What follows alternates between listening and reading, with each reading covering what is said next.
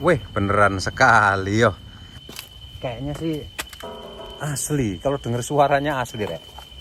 Ah, tuh. Putaran dalam dan putaran luar propeller. Pertanyaan yang pertama dari TokTok ya. Ini pertanyaan ini. Saya colek, kebetulan ini saya share di TokTok juga. Tapi untuk video lengkapnya kamu bisa nonton di YouTube karena banyak bahasan yang saya bahas hari ini dan tempatnya lain-lain, bukan hanya di sini saja. Kebetulan ini lagi makan malam, jadi saya bahas satu poin di sini, yaitu Pak, bedanya watertight door dengan weathertight door. Sebenarnya aplikasinya itu kadang-kadang kita salah, Rek. Ya, kita selalu pesen di Cina, di mana dulu waktu awal-awal kita beli di Korea itu ya, di Korea kita selalu pesan watertight door dan kita pasang di wheel hose. Itu sebenarnya wheel hose cukup weathertight. Nah, bedanya apa watertight dan weathertight? Sesuai dengan namanya, watertight itu dia untuk supaya kedap air. Kalau weathertight itu kedap cuaca.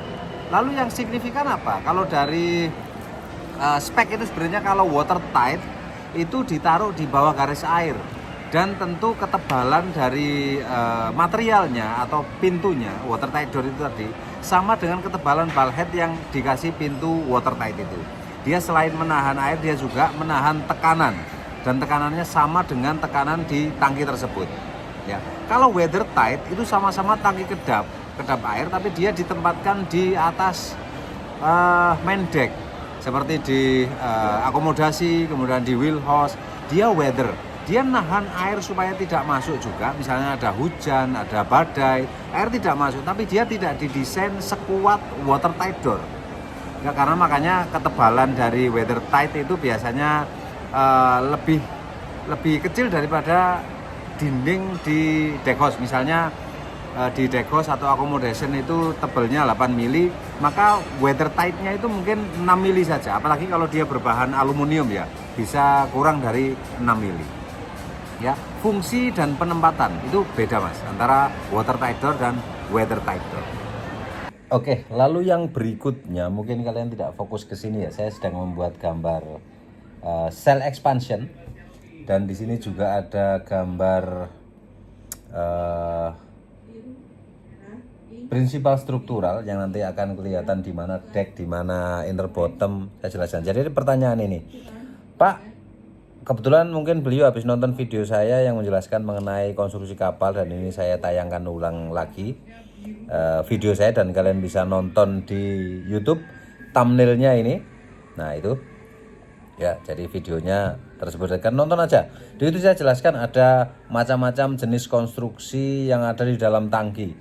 Ada pilar, ada inner bottom, ada deck long, ada side long, ada diagonal, ada bracket, segala macam saya jelaskan di situ. Nah, pertanyaannya Mas ini kalau udah ditutup apakah termasuk deck? Saya terus terang enggak paham. Ya, pertanyaan yang tadi itu, kalau udah ditutup apakah itu tetap deck namanya? Nah, mungkin kalau saya mikir, karena kan saya enggak bisa komunikasi dengan beliau ya yang bertanya ya. Cuma saya akan coba jelaskan lagi nama-nama bagian konstruksi kapal tersebut. Saya coba ini bukakan PDF ya. Ada satu PDF, saya buka. Nah ini saya tunjukkan. Nah oke, saya tunjukkan di layar ya. Oke. Nah ini Rek, ada penunjuk ya. Pakai apa penunjuknya yo? Pakai ini saja lah ya. Jadi di bawah ini bottom plate, yang namanya bottom plate, dan yang di sini ini namanya bilge ya. Bilge ada yang pakai chain, ada yang pakai R gini. Ini namanya radius bilga ya, bilge atau bilga. Kemudian ini set sail ya, set sail. Platnya ya, saya bicara platnya, saya tidak bicara konstruksi lagi. Kalau masalah konstruksi kamu bisa nonton di video saya yang dikomentari oleh Mas tadi ya. Jadi ini di tengah sini ada satu plat ya, ada satu plat itu kill plate, di sampingnya bottom plate. Ya, di tengah-tengah sekali itu kill plate, di sampingnya ada bottom plate, lalu di sini ada bilge, ya, lalu di sini ada set sail, kemudian ini ada inner inner shell ya, inner shell. Kemudian ini ada inner bottom. Kalau kebetulan kapalnya ini double bottom dan double hull ya. Jadi di sini ada shell dan ada inner shell gitu ya. Ada bottom dan ada inner bottom plate. Ya, shell plate, inner shell plate, bottom plate dan inner bottom plate. Lalu di atas ini main deck. Ya, ini juga deck. Ini sebenarnya dia rise ya. Ada kenaikan di sini. Kemarin itu dia awalnya tongkang palka, kemudian kita ubah jadi CPO yang udah sering saya review videonya di video-video YouTube saya. Ya, di sini kita ada rise setinggi 1300 itu kalau kamu lihat tuh. Nah, kita naikkan dan stabilitasnya udah bagus ya, meskipun naik dengan ketinggian 1300 masih oke. Nah, di sini ada deck plate, lalu ini ada long pal head ya, long pal head. Kemudian ini ada solid floor, ya udah saya jelaskan semuanya. Ada long pal head, kemudian ada trans pal head. Karena kebetulan di sini ada, enggak ada. Saya bukakan satu lagi, drawing pal head ya. Trans pal head plan. Nah, ini ada pal head. Kalau tadi long pal head, kalau ini trans pal head ya. Tipikal trans pal head, frame sekian itu udah dijelaskan di situ. Ya, jadi nama-nama plat itu tadi. Nama-nama konstruksi kamu bisa tonton video yang dikomentari oleh Mas tadi. Oke, kita bahas masalah pertanyaan berikut ya. Pak, isolating valve itu apa sih? Sama enggak dengan ball valve gitu ya? Oke, jadi di kapal itu ada kompartemen-kompartemen. Mungkin juga ada sistem lain yang perlu isolating valve ya, tapi di sini saya bicara masalah kompartemen. Ketika terjadi kebocoran di satu kompartemen, itu tidak boleh mengalir ke kompartemen lain. Contohnya misalnya ada kapal kargo. Kemudian di kargo itu ada hisapan bilga yang kemungkinan dia ada air masuk, entah itu dari air hujan atau mungkin bocor gitu ya. Nah, ketika bocor itu dia tidak boleh, saya ulang lagi ya. Hisapan bilga itu kan ngalirnya ke pompa bilga yang ada di engine room. Nah, ketika dia ada penuh air atau penuh cairan di dalam tangki kargo tersebut ya, atau di palka tersebut, kemudian kalau tidak ada isolating valve yang menahan dia supaya tidak mengarah ke engine room, itu akan sangat membahayakan kapal tersebut ya. Itu salah satu isolating valve. Ada juga di sistem pemadam dan balas. Jadi di kapal itu ada namanya bilge, balas, kemudian GS fire. Nah, bilge, balas dan GS fire ini pompanya bisa saling mewakili. Bisa misalnya GS-nya rusak atau bilge balasnya rusak, kita bisa pakai pompa GS dan fire. Tapi itu ketika kondisi emergency saja. Nah, kondisi normal dia harus dipisah menggunakan isolating valve. Nah, isolating valve ini bisa gate valve, bisa SDNR, tapi kebanyakan sih SDNR ya. Kalau misalnya di palka tadi itu dia menggunakan non-return valve. Kalau yang di sistem bilga balas itu menggunakan SDNR, bisa kombinasi antara SDNR dengan swing check gitu ya. Bisa ya, mungkin salah satu itu aja. Dan gate valve itunya bisa pakai ball, tapi ball valve sangat tidak disarankan di kapal ya, karena dia sebaiknya putarannya yang banyak itu, jadi kita bisa ngontrol dia bukanya berapa persen seperti itu ya. Untuk isolating valve itu salah satunya itu tadi, dan kamu bisa baca di rule kelas BKI volume 3 section berapa gitu, lupa masalah isolating valve. Oke ya, kita lanjut sambil makan es krim. Nah, sudah sampai ya, saya berada di sini, kamu lihat tuh, dari Pontianak kira-kira ya deket lah, 300 kilometer sekian gitu ya. Nah, kita bahas mengenai pertanyaan berikutnya, yaitu Pak, kenapa sih bangunan kapal di Pontianak itu kualitasnya kurang bagus, terutama di las-lasannya ya, semacam-macam lah ya. Itu mungkin dulu Mas ya, sebelum ada aturan penerimaan kelas bangunan baru, dan mungkin juga kapalnya non kelas. Nah, sekarang kalau misalnya dia kelas, sudah harus diakui dengan kelas bangunan baru, makanya pengawasan harus dilakukan, baik pengelasan, kemudian fitting, lalu scantling, ya semuanya diawasi, dan tentunya nanti akan berpengaruh ke kualitas.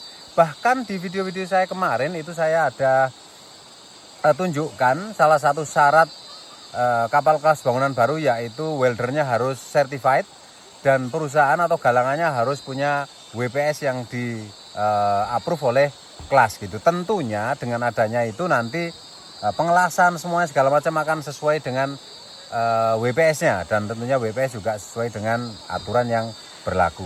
Seperti itu Mas ya.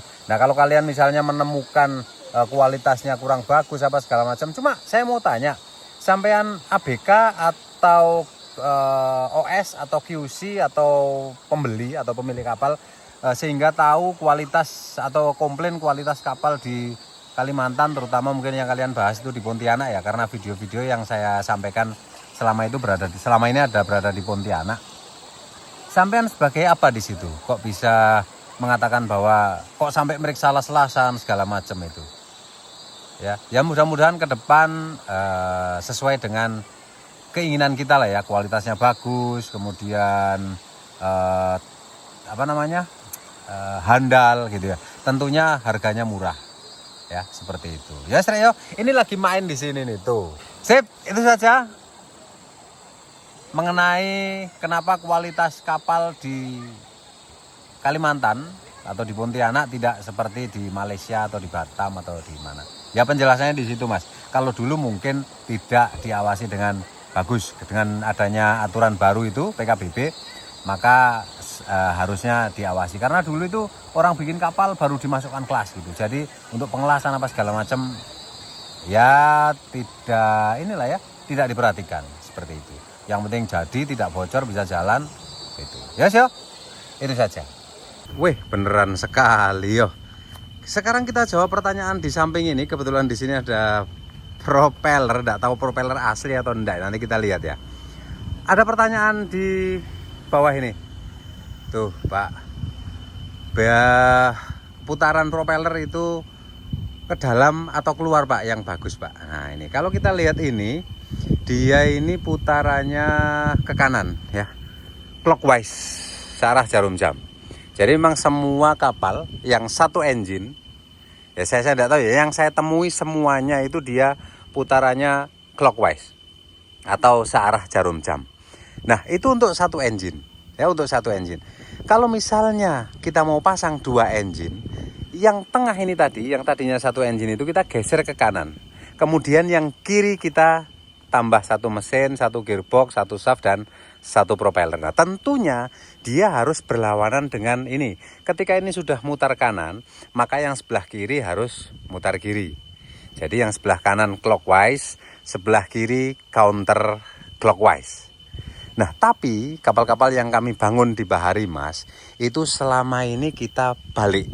Jadi yang kanan muter counter clockwise, yang kiri muter clockwise. Mungkin secara ilmiah saya tidak bisa membuktikan yang kanan counter clockwise lebih bagus, tapi kenyataannya kemarin saya ada bikin dua kapal yang berbeda di tempat yang berbeda. Satunya dipasang clockwise dan sebelah kiri counter clockwise. Yang punya Bahari Mas dipasang sebelah kanannya itu counter clockwise, sebelah kirinya clockwise. Artinya sebelah kanannya putar dalam, sebelah kiri juga putar dalam. Yang satunya putar keluar, satunya putar keluar.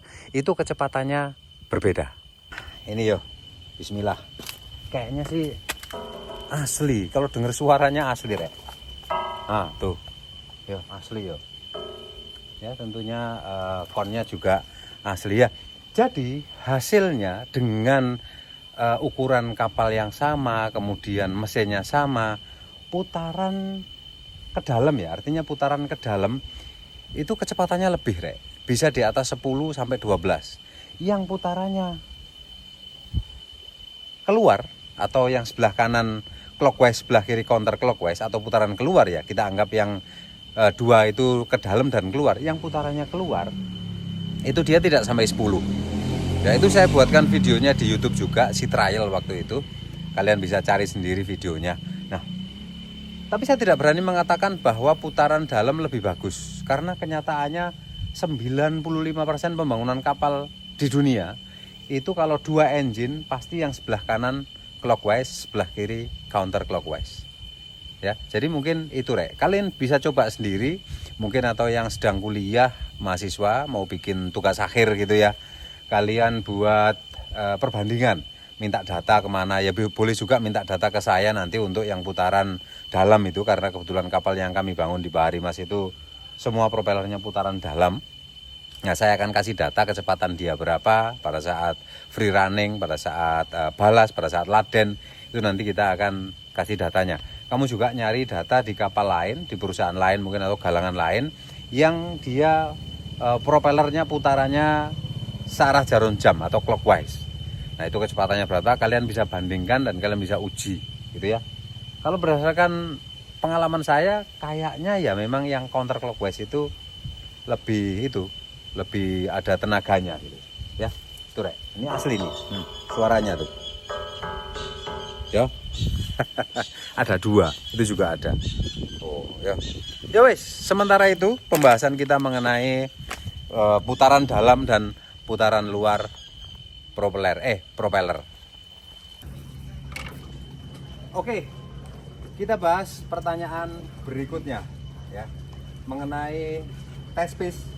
Jadi kemarin saya ada buat video tentang pengujian hasil las gitu ya. Kemudian ada pertanyaan ini, Pak, test piece-nya itu ukurannya berapa, diameternya gitu.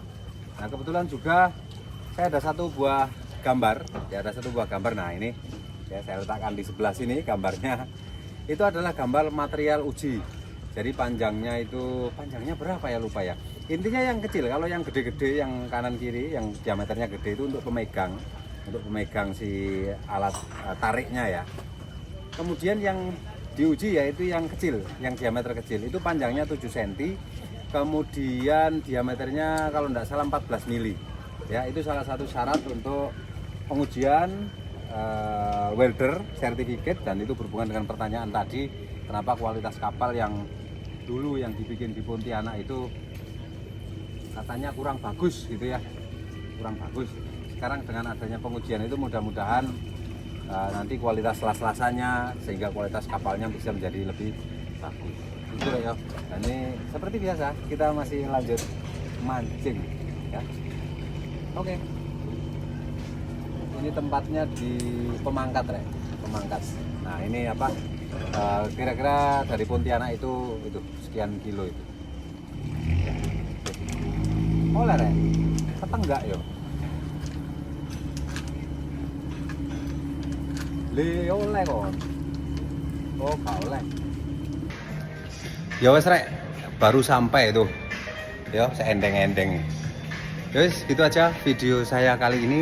Mudah-mudahan sedikit membantu atau bermanfaat, atau paling tidak menghibur lah ya. Dan terima kasih sudah menonton video kami sampai sejauh ini. Mudah-mudahan sehat semuanya. Assalamualaikum warahmatullahi wabarakatuh.